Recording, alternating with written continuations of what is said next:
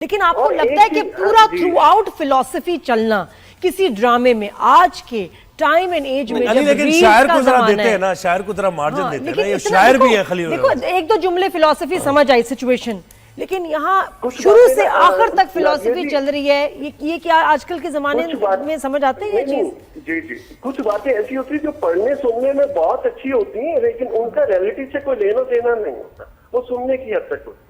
बहुत से फिक्रे, बहुत से डायलॉग जो सुनने में बहुत अच्छे लगते हैं, लेकिन उनका रियलिटी या रियल लाइफ से कोई कनेक्शन नहीं होता।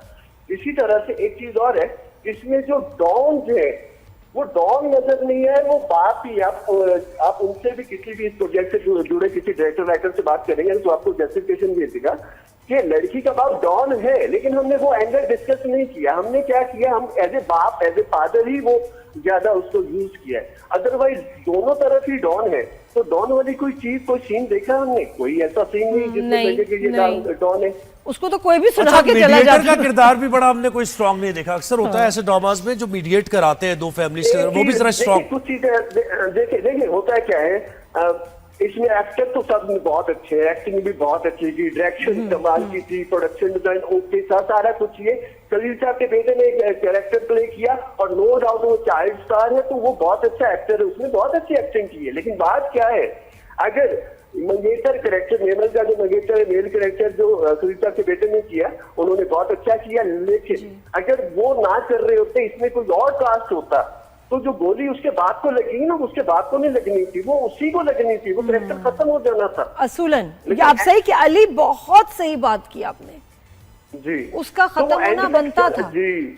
और एक चीज मुझे और याद आ गई इस प्रोजेक्ट को लेके, वो ये होता है कि बिना गैरत की मोहब्बत ना कोई, वो कुछ भी हो सकती है, मोहब्बत नहीं होती।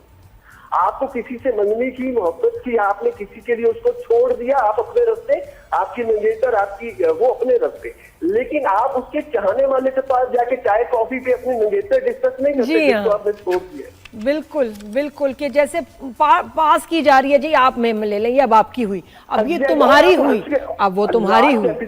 जी, लास्ट एपिसोड की बात कर लें, मतलब जो उनका एक्स मैनेजर है और मंटो साहब इकट्ठे एंटर हुए शादी हॉल में, और वो हंस के कह रहे हैं कि पुरानी महबूबा को 21 तोपों की सलामी देने आ रहे, मतलब तंज कर रहे हो आप अपनी एक्स मैनेजर पे, हंसते हुए कह रहे हो आप ये कि ये तो गली मोहल्ले के लड़के करते हैं, अपने महबूबा हो तो ऐसे डिस्कस करते हैं गली चौराहों में बैठ के, ऐसे नहीं करते। एक चीज और है, पूरे ड्रामे, अच्छा राइटर साहब का थोड़ा सा, खलील साहब मेरे उस्तादों में से है, लेकिन क्या है कि उनका स्टाइल ये है कि जो वो बोलते हैं ना वो करते नहीं है।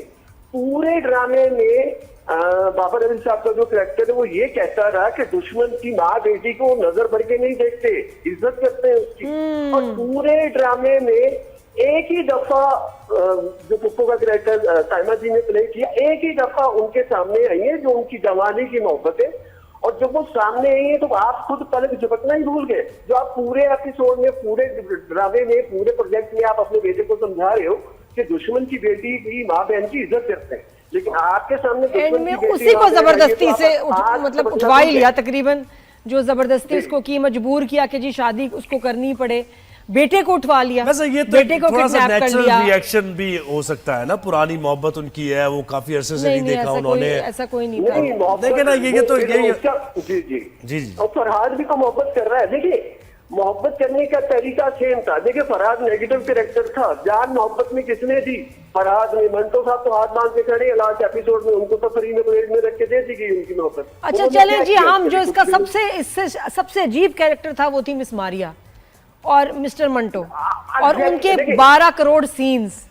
ये बताएं ये कैरेक्टर क्यों लिखा गया, क्या राइटर क्या सोच रहे थे मिस मारिया के बाद में लिखते हैं? देखिए एक तो अच्छी बात है, मंटो के साथ मारिया का कैरेक्टर लिखा गया। अगर वो फीमेल या मारिया का कैरेक्टर ना होता तो वो किसी मेल का कैरेक्टर होना था। मंटो साहब का कोई दोस्त होना था जो उसका कलीग है, तो वो बहुत ही अजीब ही है कि जो हीरो का दोस्त होता है ना, वो हीरो से भी ज्यादा समझदार है, उससे ज्यादा पता होता है, वो उसको गाइड कर रहा होता है, लेकिन उसकी खुद की कोई जिंदगी नहीं होती।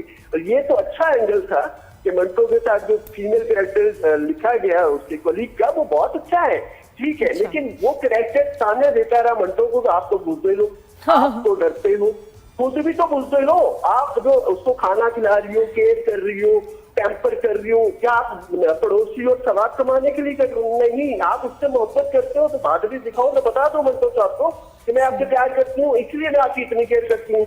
आप खुद कह नहीं रही हो, आप कुछ बोल नहीं रही हो, मंटो को ताने दे रहे हो कि आप मेरे से मोहब्बत करते हो, डरते हो और बता नहीं रहे हो, इजहार नहीं कर रहे हो।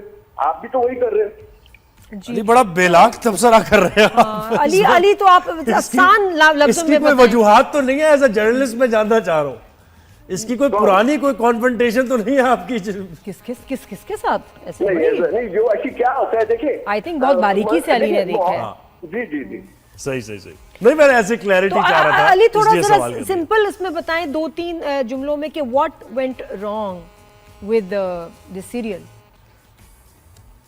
सीरियल एक्चुअली खलील साहब ना लाइनर नहीं लिखते, जो बाकी राइटरों से उनको स्टार्ट और एंडिंग पता होती है। खलील साहब एपिसोड लिखना स्टार्ट करते हैं, कहानी कहाँ से कहाँ चली जाएगी शायद उनको भी पता नहीं होता। शुरू जब लिखा गया, टाइटल रखा गया, तो वो था अदब से जुड़ा हुआ था, और मंटो साहब जो रियल वाले मंटो साहब थे, वहां से उनको उन्होंने बात करनी थी, और ये 2 सिनेरियो में बात की गई है।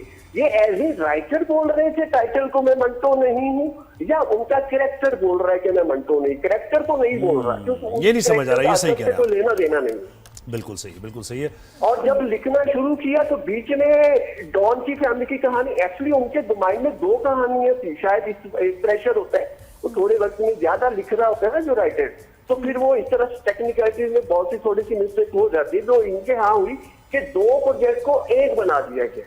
डॉन की स्टोरी और है, जो एक्चुअली एक चीज और है, लाहौर में बालाज एक है जो डॉन है, और जो उनकी खानदानी दुश्मनी वाले मामले ही है, और उस बालाज का नाम रख के फराज कर दिया, तो मुझे लगा कि जैसे उसी से इंस्पायर्ड हुए, तो इसमें कोई इशू नहीं है, राइटर कहीं से भी इंस्पायर्ड हो सकता है, वो इशू नहीं है।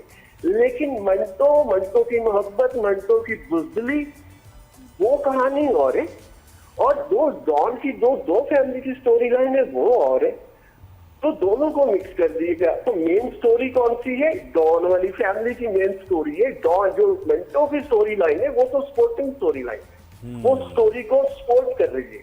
तो मैं इसलिए कहता हूँ कि मंटो का कैरेक्टर अगर हुमायूं ना कर रहा होता, कोई और कर रहा होता, तो किसी ने इतना फोकस भी नहीं करना, उन्हें लगना था ये स्पोर्टिंग कैरेक्टर है, असल कहानी तो मंगेतर। अच्छा एक चीज और है, मेन कैरेक्टर मंटो का हुमायूं साहब ने किया है, लेकिन उनकी मंगेतर के जो लड़का है, जो खलील साहब के बेटे, जिन्होंने बहुत अच्छा उसको किया अपना कैरेक्टर को, उनके सीन और उनका स्क्रीन टाइम मंटो से कहीं ज्यादा है।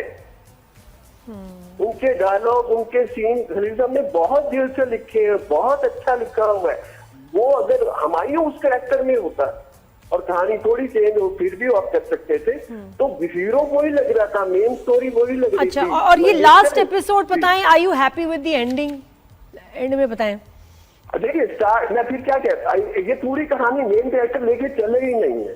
मेन कैरेक्टर जिन्होंने पर एपिसोड 4 लाख 5 लाख चार्ज करते, आपके पास मेन कैरेक्टर है, पूरा का पूरा क्रू आपके एक शर्ट पे है, और आपके स्टोरी की एंडिंग कौन कर रहा है? जो पर डे के हिसाब से अहमद साहब बहुत अच्छे एक्टर है, वो कहानी की एंडिंग कर रहा है। यानी कि लास्ट एपिसोड में भी आपके मेन कैरेक्टरों के पास कुछ करने को नहीं था। तो आप समझते हैं थोड़ा डिफरेंट कुछ होना चाहिए था? वो ये कह रहे हैं ना कि 2 स्टोरीज चल रही थी।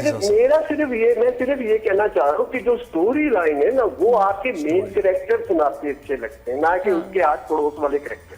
सही, बहुत शुक्रिया, थैंक यू। अली ने बहुत तफसील से, बल्कि मुझे बड़ा सीखने को मिला अली।